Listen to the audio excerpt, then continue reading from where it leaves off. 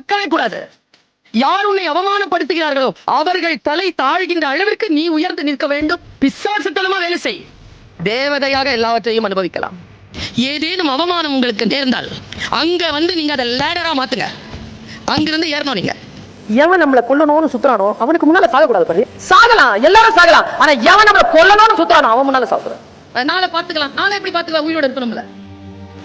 இருந்தாலும் அந்த மைண்ட் வரணும்ல, அந்த எனர்ஜி வரும். அந்த ஸ்பாட்ல அந்த நிமிடத்துல ஜெயிக்கணும். அதுக்கு பேர் தான் ஜெயிக்கிறது. அம்மா சொல்லுவாங்க, காட்டு வழியா போறியா, ஒரு பூவையோ கனியையோ பார்க்கறியா, அது திரும்பி வரும்போது பார்த்துக்கலாம் அப்படின்னு விடாத. வாழ்க்கையும் அப்படித்தான். என்ன முடியுமோ அவ்வளவு பறிச்சு உழுது எடுத்துக்கிட்டு வெளியில ஓடிடும்.